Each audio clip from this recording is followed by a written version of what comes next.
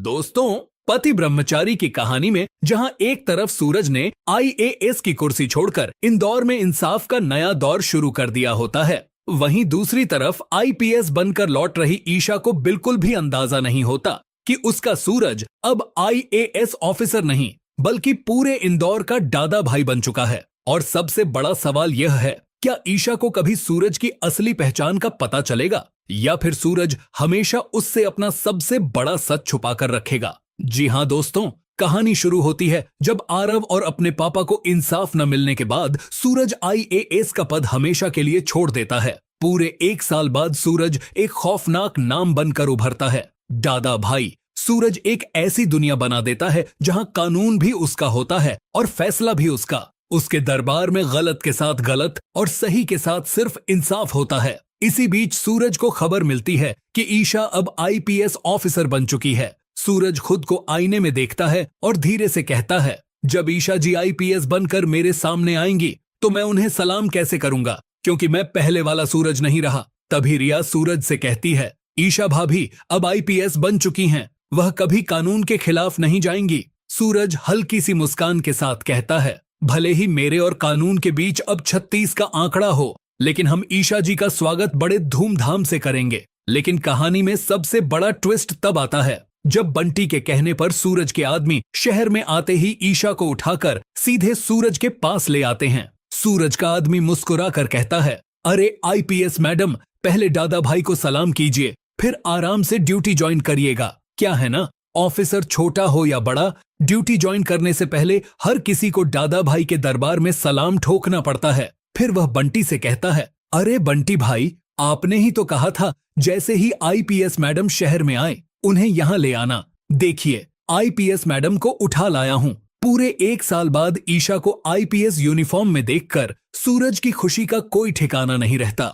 ढोल नगाड़ों के साथ फूलों की बारिश होती है और सूरज ग्रैंड अंदाज में ईशा का वेलकम करता है। लेकिन ईशा हैरान होकर पूछती है, यह कौन लोग हैं और तुमने यह अजीब तरह के कपड़े क्यों पहने हुए हैं? एकदम गुंडे मवाली जैसे लग रहे हो। सूरज तुरंत बात संभाल लेता है, अरे कुछ नहीं ईशा जी, यह सब सरप्राइज का हिस्सा था, बस थोड़ा सा प्रैंक। सूरज हर हाल में अपनी दादा भाई वाली पहचान ईशा से छुपाने की कोशिश करता है। तभी ईशा मुस्कुरा कर कहती है, बहुत मुश्किल से आईएएस बने हो, दोबारा कभी मेरे सामने गुंडा बनने वाला प्रैंक मत करना। और यह दादा भाई क्या लगा रखा है, यह वर्ड मैं दोबारा नहीं सुनना चाहती, समझे मेरे आईएएस ब्रह्मचारी। लेकिन दोस्तों, क्या ईशा को कभी कानो कान खबर लगेगी कि सूरज अब आईएएस नहीं दादा भाई बन चुका है? क्या ईशा सूरज के दादा भाई वाले सच का सबसे बड़ा सदमा सह पाएगी? अगर आप चाहते हैं कि आईपीएस बनने के बाद भी ईशा सूरज से कभी दूर न हो तो कमेंट में जरूर लिखिए,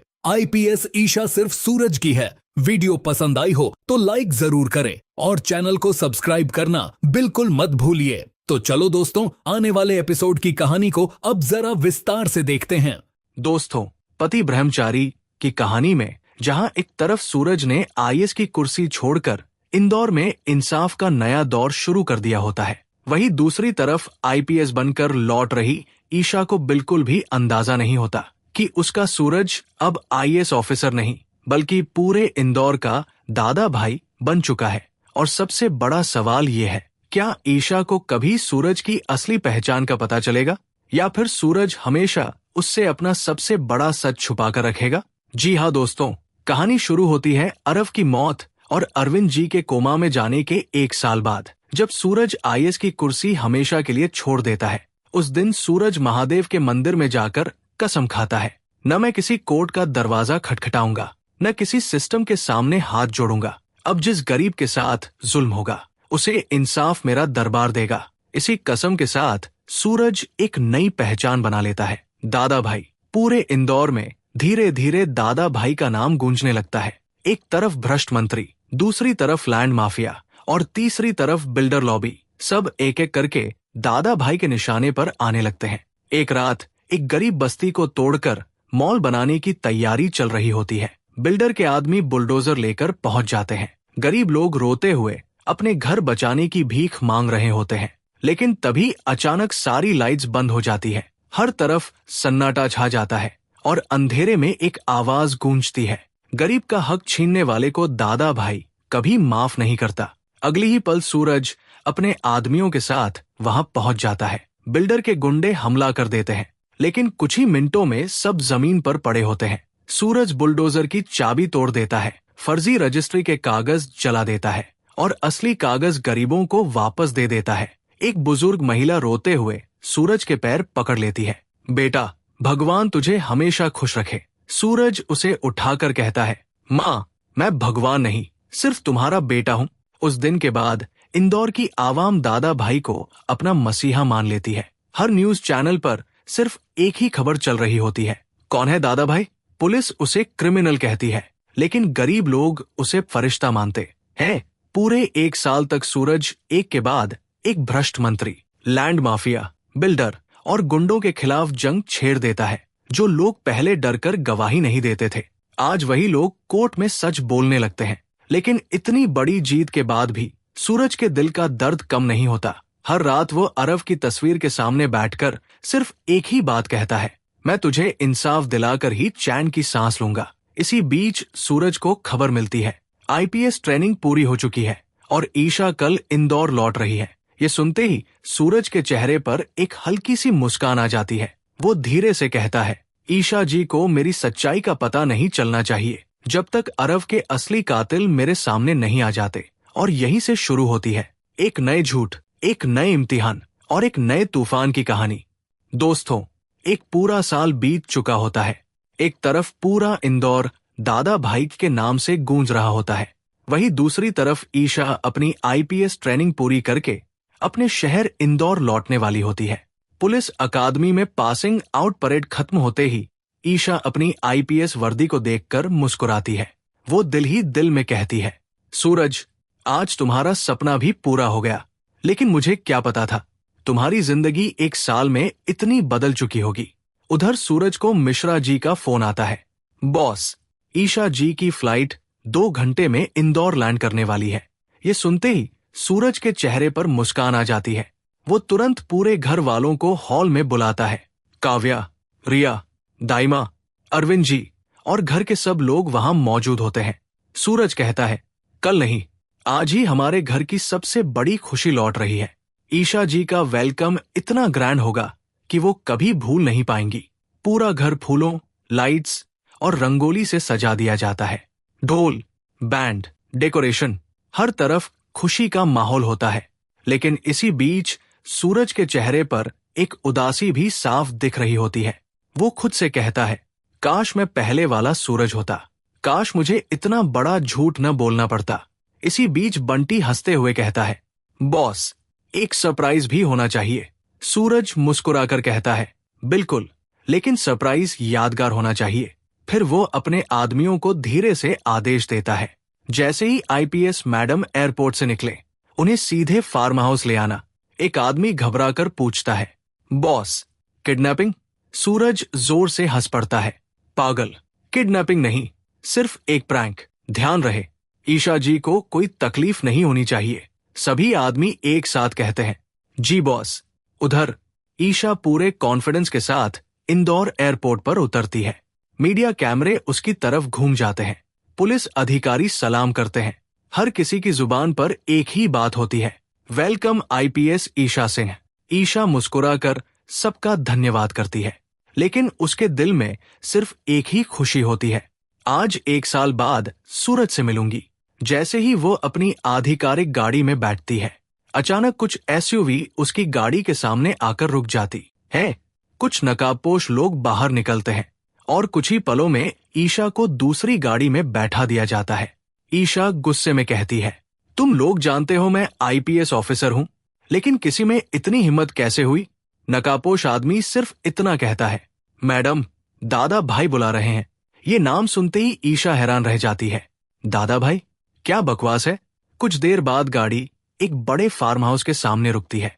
जैसे ही ईशा अंदर जाती है, उसके सामने काले कुर्ते, भारी दाढ़ी और काला चश्मा पहने सूरज खड़ा होता है।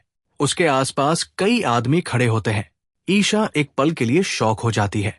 सूरज, ये सब क्या है? अचानक ढोल बजना शुरू हो जाता है। फूलों की बारिश होने लगती है।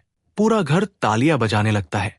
सूरज जोर जोर से डांस करता हुआ ईशा के पास आता है और कहता है, वेलकम आईपीएस मैडम। ईशा हैरान होकर पूछती है, मतलब? सूरज हंसकर कहता है, बस एक सरप्राइज। मैं एक सीक्रेट अंडरकवर मिशन पर काम कर रहा हूं। ये दादा भाई वाला गेटअप सिर्फ मिशन का हिस्सा है, इसलिए किसी को कुछ नहीं बताया। ईशा गहरी सांस लेती है, फिर मुस्कुरा कर कहती है, तुम भी ना सूरज, एक पल के लिए तो तुमने मुझे डरा ही दिया। लेकिन उसी वक्त ईशा सूरज से एक वादा लेती है, चाहे कुछ भी हो जाए, मैं हमेशा कानून के दायरे में रहकर ही इंसाफ करूंगी। सूरज कुछ पल चुप रहता है, फिर धीरे से कहता है, और मैं कसम खाता हूं, जब तक अरव के असली कातिलों को सजा नहीं मिल जाती, मैं किसी सिस्टम का दरवाजा नहीं खटखटाऊंगा। दोनों एक दूसरे को देखते रहते हैं, लेकिन उन्हें बिल्कुल अंदाजा नहीं होता कि दूर अंधेरे में बैठा एक इंसान उनकी हर बात सुन रहा होता है। गुलाब सिंह। वो फोन उठाता है और सिर्फ एक नाम बोलता है, आकाश। वक्त आ गया है। और फोन के दूसरी तरफ से सिर्फ एक आवाज आती है, इस बार सूरज से हर हिसाब चुकाऊंगा। दोस्तों, जहां एक तरफ सूरज ने ईशा को प्रैंक करके अपनी दादा भाई वाली सच्चाई छुपा ली होती है, वहीं दूसरी तरफ किस्मत धीरे धीरे ईशा को उसी सच के बेहद करीब ले जा रही होती है। और इसी बीच जेल की अंधेरी बैरक में बैठा गुलाब सिन्हा एक खतरनाक मुस्कान के साथ फोन उठाता है। वो धीरे से कहता है, आकाश, अब वक्त आ गया है। फोन के दूसरी तरफ से आवाज आती है, मैं सिर्फ इसी दिन का इंतजार कर रहा था। गुलाब सिंह कहता है, सूरज ने हमसे सब कुछ छीन लिया, अब हम मुझसे उसकी सबसे बड़ी ताकत छीनेंगे। ईशा। अगले ही दिन गुलाब सिंह अपने कुछ वफादार लोगों की मदद से आकाश को जेल से भगा देता है। रात के अंधेरे में एक जेल वैन पर हमला होता है। पुलिस को चकमा देकर आकाश को छुड़ा लिया जाता है। एक सीक्रेट फार्म हाउस में गुलाब सिंह और आकाश की मुलाकात होती है। आकाश गुस्से में कहता है, सूरज ने मुझे जेल भेजा था, अब उसकी जिंदगी बर्बाद किए बिना चैन नहीं लूंगा। गुलाब सिंह मुस्कुराकर कहता है, सूरज को मारना आसान है, लेकिन उसे तोड़ना मुश्किल, इसलिए हम उसके दिल पर वार करेंगे। हम ईशा को ही सूरज के खिलाफ खड़ा कर देंगे। दोनों जोर से हंसने लगते हैं। उधर आईपीएस ईशा सिंह अपनी ड्यूटी ऑफिशियली ज्वाइन कर लेती है। कमिश्नर उसके सामने इंदौर के सबसे डेंजरस क्रिमिनल की फाइल रखते हैं। फाइल के ऊपर सिर्फ एक नाम लिखा होता है, दादा भाई। ईशा फाइल खोलती है, उसमें लिखा होता है, भ्रष्ट मंत्रियों पर हमले, लैंड माफिया के अवैध साम्राज्य का खात्मा, बिल्डर लॉबी को बर्बाद करना, गरीबों की जमीन वापस दिलवाना।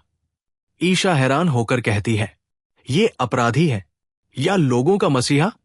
कमिश्नर कहते हैं, कानून के लिए वो वांटेड क्रिमिनल है, लेकिन अवाम उसे हीरो मानती है। ईशा तुरंत कहती है, मेरे लिए सिर्फ कानून सबसे बड़ा है, चाहे सामने कोई भी हो। मैं दादा भाई को कानून के सामने लाकर रहूंगी।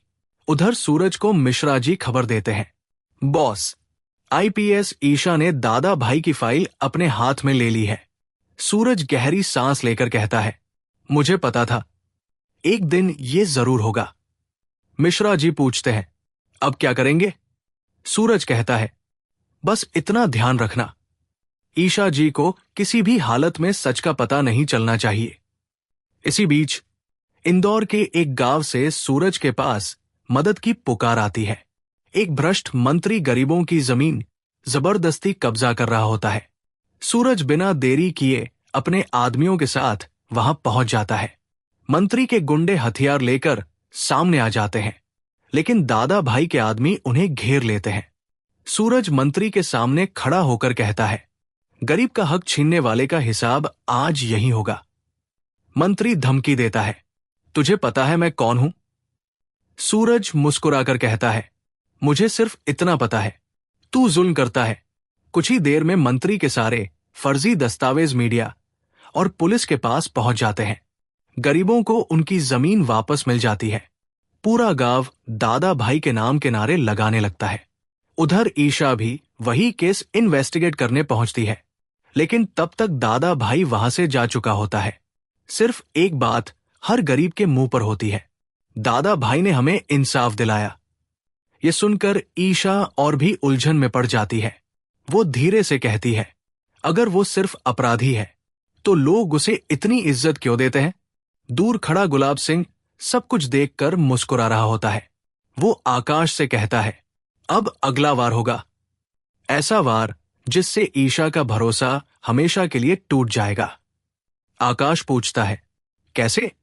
गुलाब सिंह कहता है, हम ऐसे सबूत तैयार करेंगे जिससे लगेगा कि दादा भाई इंदौर का सबसे बड़ा माफिया है, और धीरे धीरे ईशा को यकीन हो जाएगा कि सूरज ही उसका सबसे बड़ा दुश्मन बन चुका है। और दोस्तों, क्या गुलाब सिंह की ये नई साजिश कामयाब होगी? क्या ईशा कानून के लिए सूरज के खिलाफ खड़ी हो जाएगी, या फिर सच सामने आने से पहले ही सूरज सब कुछ संभाल लेगा? यही होगा कहानी का अगला सबसे बड़ा ट्विस्ट। दोस्तों, जहां एक तरफ गुलाब सिंह और आकाश मिलकर ईशा और सूरज के बीच नफरत का जाल बुन रहे होते हैं, वहीं दूसरी तरफ ईशा की इन्वेस्टिगेशन अब एक ऐसे रास्ते पर पहुंच चुकी होती है जहां से वापस लौटना लगभग नामुमकिन होता है। ईशा को एक अनोनिमस एनवेलप मिलता है। उसमें कुछ ब्लरी फोटोज, सीसीटीवी क्लिप्स और लैंड डील्स के डॉक्यूमेंट्स होते हैं, और उन सब में एक ही चीज कॉमन होती है, दादा भाई का नाम। ईशा गुस्से में कहती है, ये आदमी हीरो नहीं हो सकता। इतनी सारी अवैध गतिविधियां, ये सब प्रूफ झूठ नहीं हो सकता। लेकिन उसके दिल में कहीं न कहीं एक शक भी होता है, क्या सच में कोई अपराधी गरीबों के लिए काम कर सकता है? उधर सूरज को भी पता चल जाता है कि प्लान तेजी से आगे बढ़ रहा है। वो मिश्रा जी से कहता है, अब वक्त आ गया है, ईशा को धीरे धीरे सच का एक हिस्सा दिखाना होगा। मिश्रा जी टेंशन में कहते हैं, लेकिन अगर पूरा सच सामने आ गया तो? सूरज कहता है, तो या तो ईशा मुझे समझेगी या मुझे हमेशा के लिए खो देगी।